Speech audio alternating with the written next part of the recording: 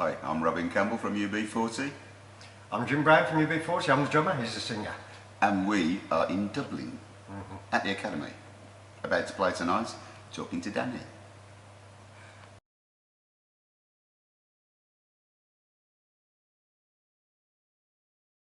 It looks like this year's going to be a really busy year for us. We've been quiet the last couple of years, but this year we seem to have loads of gigs. For some reason we're just starting a British tour now, which is about 30 dates, which is going to last about a month and a half. Then we're going to Holland, then we're going to France. There's talk of going to America. Anywhere else? Lots. There's talk of American tour. We're supposed to be doing Africa, a South African tour. I did hear talk of a Russian. Oh, really? Some Russian dates, yeah. You know. We don't know until the time comes, you know. We just know that we're working for the whole of the year, and we go wherever we're told to go, really. Yeah. We just get on the bus, get on the plane, carry our passports with us at all times. Passport, look.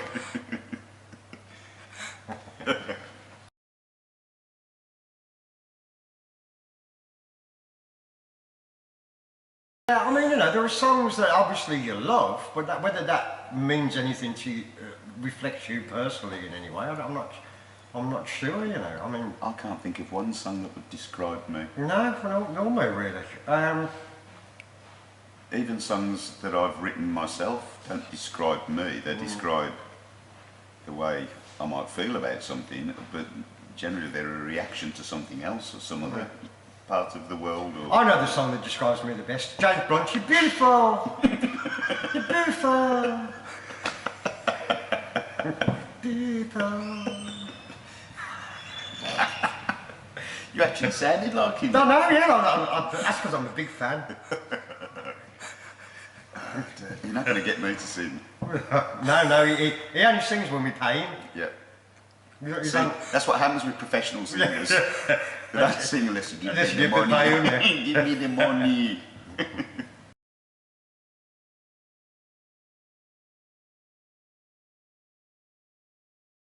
Have you ever thought, wow, this is what life was made for? Yes. Every time we're on stage. Every time we work. Yeah. That's what, for me, that's what makes life wonderful, is what we do for a living, you know, is the work that we do. And when you're on stage, not every time you're on stage, but there are certainly special times, you know, when you do special shows, like when we played Madison Square Gardens, sold out, and we had a #1 record at the time in New York, you know, and to play there to a sold out crowd with a #1, you just think, what a great life. It doesn't get any better. It does not get any better. And when we played South Africa, after Mandela was out of prison and apartheid was finished and he was the president of South Africa, and we went there for the first time, having observed the cultural boycott, to go there and play to almost 250,000 people over 3 nights was, it doesn't get any better than that, you know. So yeah, there are many times in our career when I've thought it doesn't get any better than this, and this is what I live for. I mean, you know, we've been doing it that long that when we're on stage, we're kind of home in a way. We've been on stage that much that we feel comfortable on stage and we look forward to doing it. And which I think a lot of bands don't really enjoy playing live. You know, they don't, especially when they're young bands and they're put up in front of a big audience because they've had quick success. I think they're not really enjoying it because it's so intimidating, and you know, they haven't done it for that long.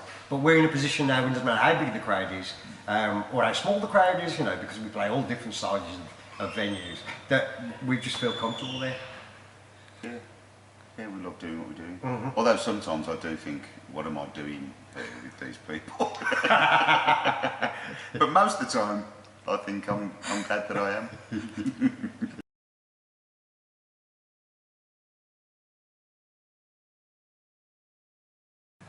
Well, the fact that we've been going for so long is one of the reasons that everybody knows who we are. You know, it's it's a long career. And the fact that we've had success for that long is the Yeah. thing, you know, that we've been successful for a very, very long period. Yeah, we've had over 30 years of having hit records, you know, so the world remembers you, you know, and we're very lucky. We have a sound, we have a combination of musicians that make a sound that is unique, you know, and everybody recognises the noise, Yeah. whether they like it or not. You know, some people hate it, some people love it, but it's instantly recognisable as UB40. And we've had incredible success in all around the world. There isn't a corner of the world that we can go to where nobody's heard of us. I mean, last year we went to Samoa, which is about as far as you can go from England without coming back on yourself again. And it was just the most fantastic experience. We celebrated 50 years of independence with them. It was 20,000 people turned up, which was about 10% of the island, you know, and it was just a fantastic trip.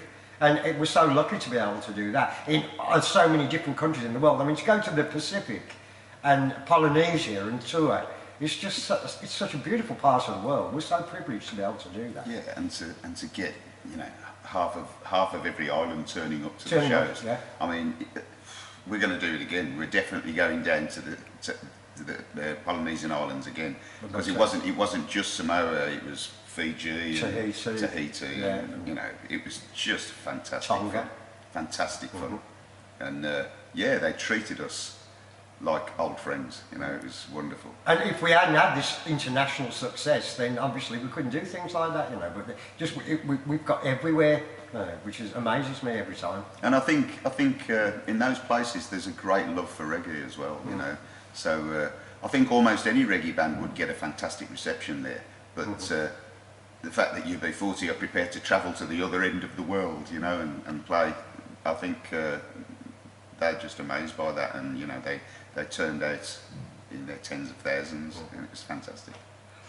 I mean, you have done so many things. Is there anything that you always wanted to do but never had the chance to do it? As for the band, the only thing that I would love to do, apart from go back to India, I'd love to do a tour of India again, and I think we will. But the other thing is I'd love to go to China. We've never been to China. Never been so, there. and as China opens up, which it is doing, I think there's a chance that we may, before we die, we may tour China. It's the only really major country in the world that we haven't toured in, I think. Yeah, so we'd love to do that.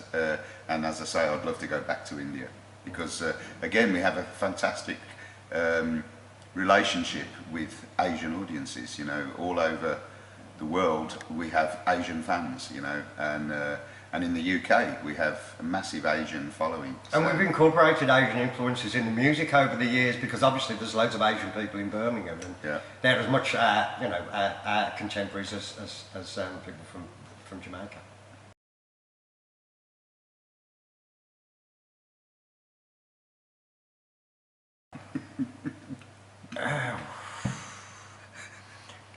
I'm an oil and vinegar man myself, I must admit. I like to keep things nice and simple and not complicate things too much.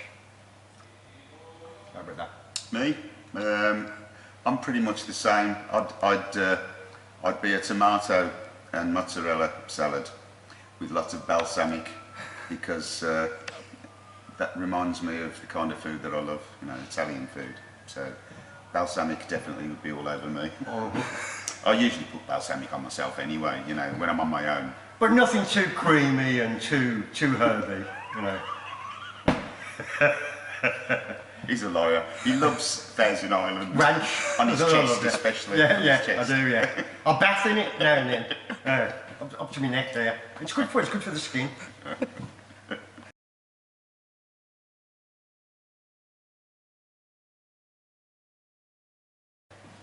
If you could sing a song on American Idol, what would it be, apart from your own? But as it happens, we have actually sung on American Idol. Yes, we have, yeah. For Kaz his Bailey. name? Kaz Bailey, I think Yeah. his name was, yeah.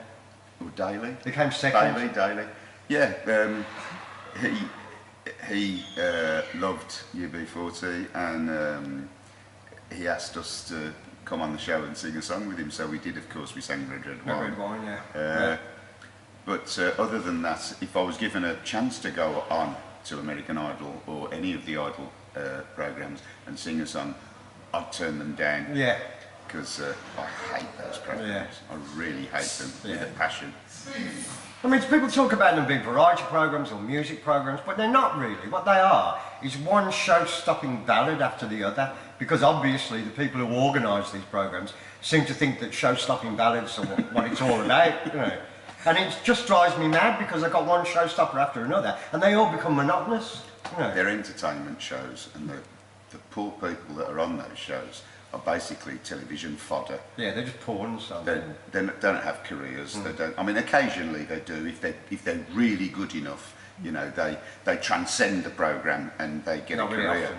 But it's very few and far between. And really, they're not there to become stars. They're there to make a television program for the people who are making the program, and they're there as fodder for the show.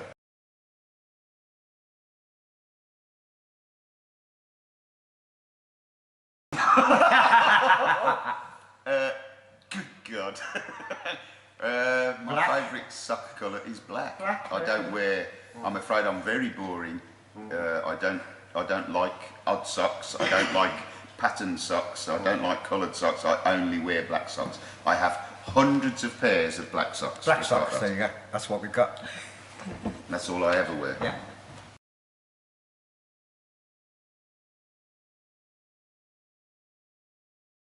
Question to answer for us, because we're English and we don't like neighbours really. We want to live in our own little castle. You know, an Englishman's home is his castle, in his own little grounds, without anybody interfering with you, and we're not very sociable really. Yeah, and I certainly wouldn't want anybody famous as my neighbour. No. I like my privacy, and I like the neighbours that I have. You know, my neighbours are very nice people. I occasionally socialise with them and I enjoy their company, so I wouldn't want to change them, and I certainly wouldn't want anybody famous for a neighbour. I don't socialise with my neighbours.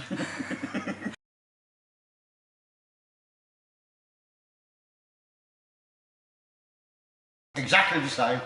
Yeah, we play exactly the same show. Yeah. Well, it was fantastic. Yeah, the crowd were brilliant. They always are, because as you know, Dublin is a fantastic place to play. The audiences are always great. They're always very vocal.